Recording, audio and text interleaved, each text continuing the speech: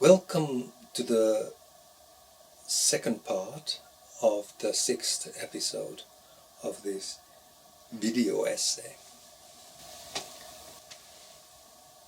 In the previous part of this episode we already talked about the surprising finding, interesting, a little bit provocative finding, to actually find out that if logos is defined as the unsaid at the fringes of a discourse, then we could actually think that these two pseudo-sciences of communism and fascism are the logos of present-day democracies. But already in the first part of this episode I concluded that that's not all that we can conclude or say about how logos relates to issues that we are talking about. In order to move on and understand more about what we're talking about when we talk about logos, I need to introduce here a concept that is used in political sciences presently quite a lot. This concept refers to a certain political process. The concept is democratic backsliding, or some use the concept democratic erosion. This is a political process in which more or less healthy democracies start to go through a process in which A. electoral processes are called into question, B. freedom of speech is impaired, C. the rule of law is weakened, and D. there is overemphasis on the issues relating to national security. While this trend that has been noticed in recent studies is somewhat difficult to monitor and to measure, there seems to be a global trend into this direction going on right now as I make these videos.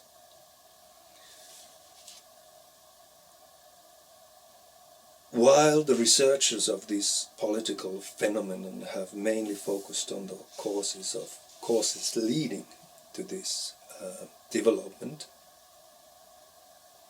this actually is not my focus.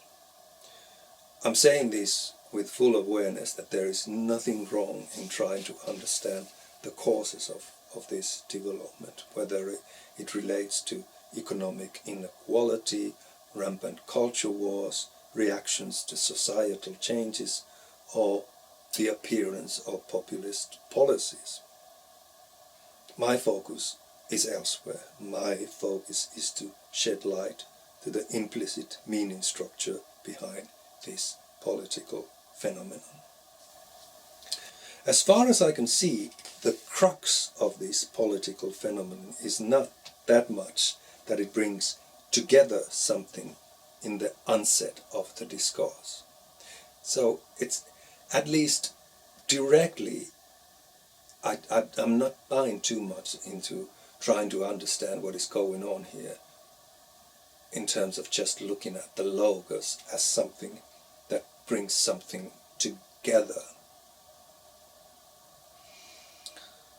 To make sense of this process, what really seems to be showing up here in these cases is an action in which institutions and processes which are part of democratic societies are tossed down and muddled. They are cast down to a disordered or confused state. For me, the only way to make sense of the process of this process of democratic erosion is to refer to a concept Martin Heidegger has touched upon only briefly. In his Heraclitus seminar, which he was I think he was arranging that seminar together with Eugen Fink. In this book that has been made from this seminar, he briefly refers to Greek concept Sarma, and he coins it as the opposite of logos. Contrary to what some might expect, for him the opposite of coming together or stacked together is not non-heap, none coming together. Rather, it is also a heap, some kind of coming together, but heap of rubble. Rubble that has been tossed down in confusion. All this allows us to have more exact elucidation of how these two pseudosciences take their role as the unsaid at the fringes of normal democratic discourse. Indeed, they are connected to logos of normal democratic discourse, but in more backhanded way. Instead of offering clarity of bringing together, their real meaning brings societal and institutional disarray and collective bewilderment that follows these. This concludes my take on how pseudosciences of communism and fascism show up from the background of Implicit when they are part of the undifferentiated light of enlightenment in the present-day form of democracies. Before I move to my second approach, I think it's appropriate to remind you of the central idea of the first episode. Indeed, in everything that we just went through, there is the strong presence of goddess Ares.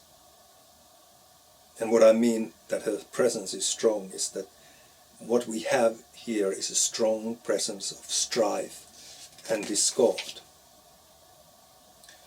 But what we have described right before this one is something that actually elucidates more of the inner workings of these forces of strife and discord, what they really are about. Both the concept of logos and the concept of Sarma open more detailedly the inner workings of strife and discord. It's almost as if that when we introduce these concepts, logos and Sarma, we get like a handle to more of the inner workings of, yeah, we talk about strife and discord, but how does it actually work on a very foundational meaning structure level? We can now move to the second approach of looking at these pseudosciences of fascism and communism. And this time we are looking at them as something that falls outside the scope of normal functioning of democratic societies. This kind of approach is like I told you, it's the enemies outside the gates approach. It's the approach of naming. It's the approach of pointing out. It's the point of view of indicating.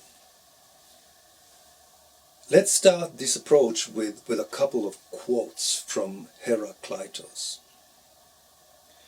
The first one are some bits from the fragment, what is commonly called as fragment, the first fragment, fragment number 1. Here it is. Though logos is true evermore, yet men are unable to understand it when they hear it for the first time.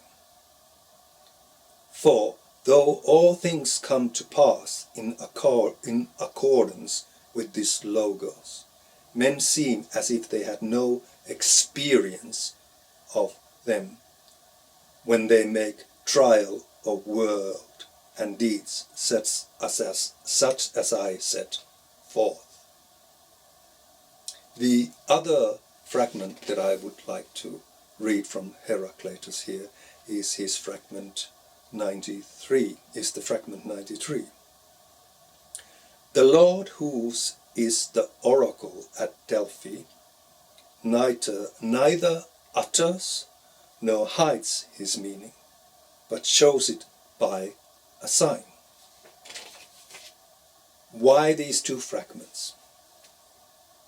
If our attention is now on the very, very, very mundane, the everydayness of political processes of our time in normal democratic societies, what can we learn from these fragments when it comes to understanding the true place of these pseudoscience, when it comes to the everydayness of modern democracies?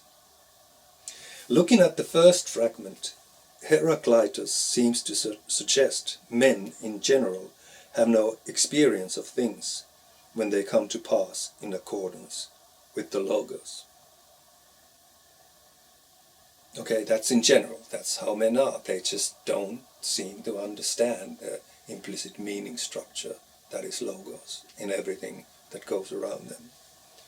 Well, then the next question, what about then the men and women involved with political life in our Western liberal democracies?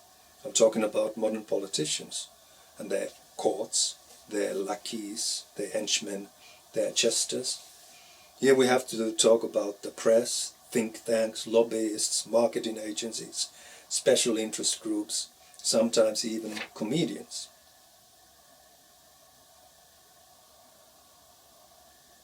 Are any of these groups truly understanding that the Sarma, the opposition of logos, stamps its seal of disarray and confusion to everything that goes on from its high seat of unsaid or implicit?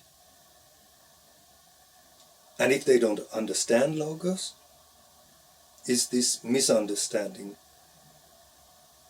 the type that, let's say, workers have, or those who are dreaming are having, or those who are slaves are having, or those who are masters are having? Here I'm referring to a very basic situation that Heraclitus describes in his time of existing.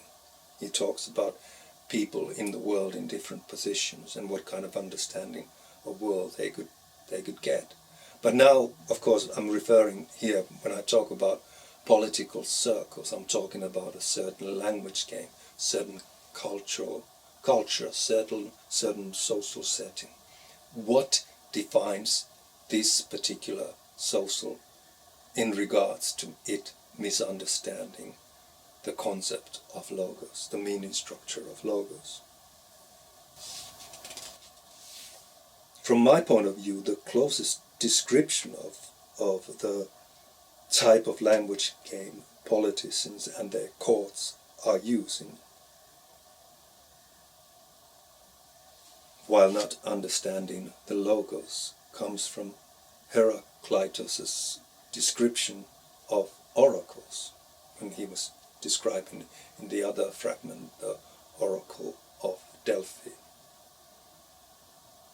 There is certain uncomfortable realization that hits anyone when one is watching an average politician speak on YouTube video or on television. Anyone with basic common sense, when seeing a politician speak, is immediately taken aback by the eerie echo chamber of combination of vagueness and generality in anything they utter. Every statement is always a loaded statement,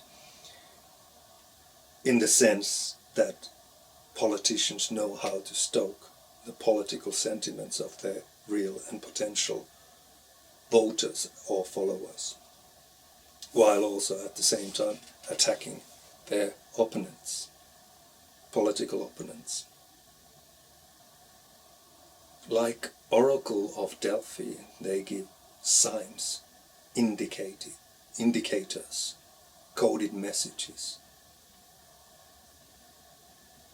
For them, logos of the present-day politics never appears as something hidden that is revealed.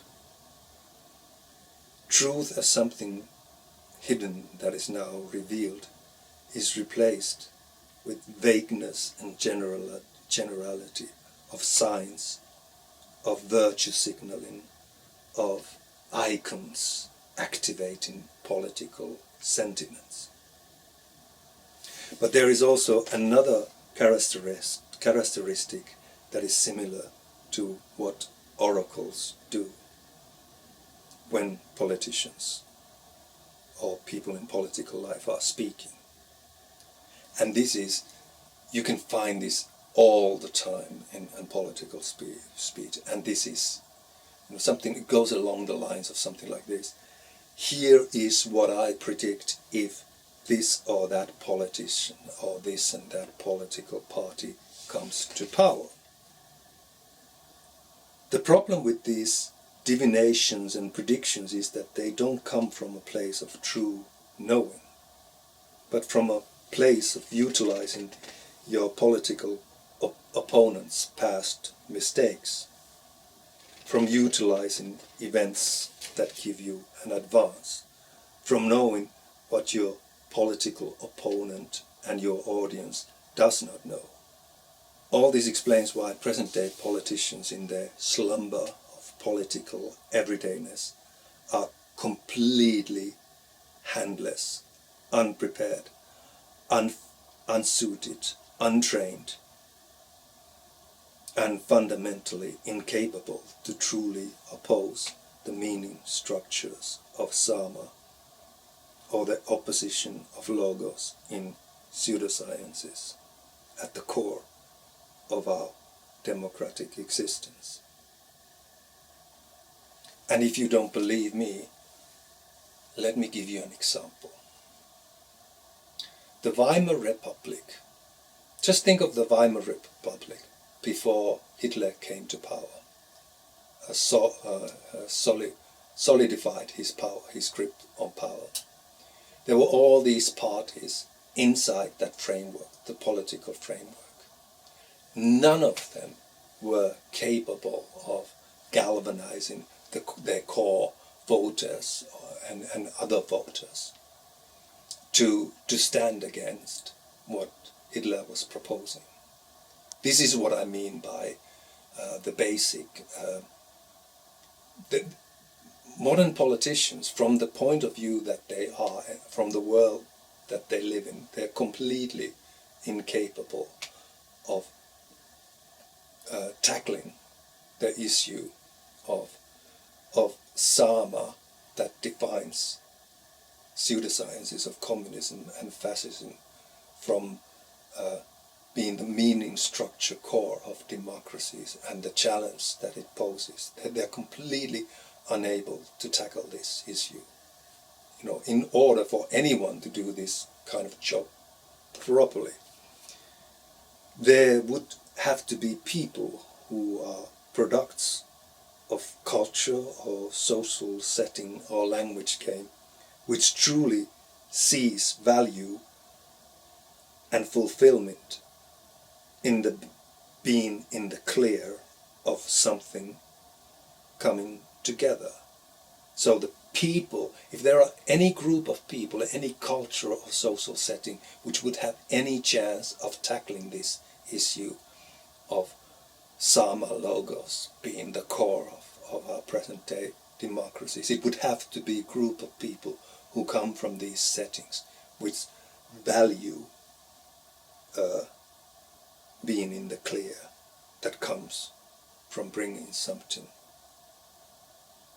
together. Which brings me to scientists and sciences. How few are the instances in which modern politicians, as oracles, are fearless spokesmen of scientific approach in politics. For example, over past years we have been able to follow the frustrating task of trying to bring climate change awareness to the arena of international politics. The fact that we have this alarming scientific data about climate change, the fact that it took years of multidisciplinary scientific studies to come to the conclusion that man-made climate change is a scientific fact, and it is a scientific fact. We have caused all this, and that's why we should also find the political will to stop the effect that we have had on planetary systems. Yet when it comes to actually take political actions to deal with this emergency, climate emergency, which for future generations is literally a question of life and death, scientists and climate activists face the uphill battle to try to convince this cabal of modern politicians and their courts, these oracles and divinators, who seem to be more interested in keeping their followers than doing anything about the alarming issue at hand, that something should be done, and it should be done now. This is a good example of what has now been clear to anyone who pays any attention.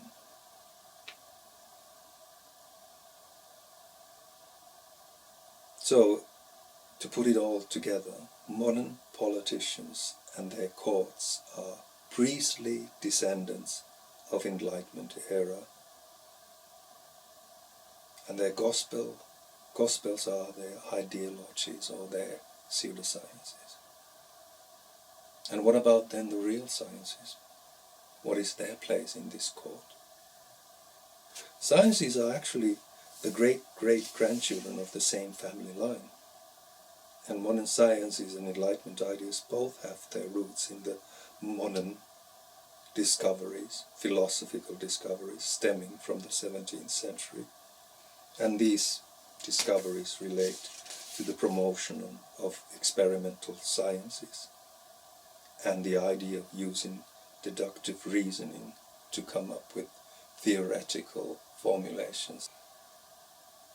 So sciences and modern politics are part of the same family line, but nevertheless sciences are certainly not treated with the respect they deserve in these temples of politics. And when you and I, we all start to realize that this, of course, the next question comes to the fore. How come this is the fact? What explains this somewhat marginal and uneasy relationship between sciences and political decision-making? How come sciences still are so distant from the core of political decision-making? And is there something, even more, is there something in the history of development of sciences that could explain this somewhat marginal role? And that is actually the main focus of the next episode of this video essay. But for now, that's all. I hope you have enjoyed this video. And if you like what you hear, I hope you press that subscribe button and or like button. I hope you have had a good day wherever you are in the world, and I see you in the next episode.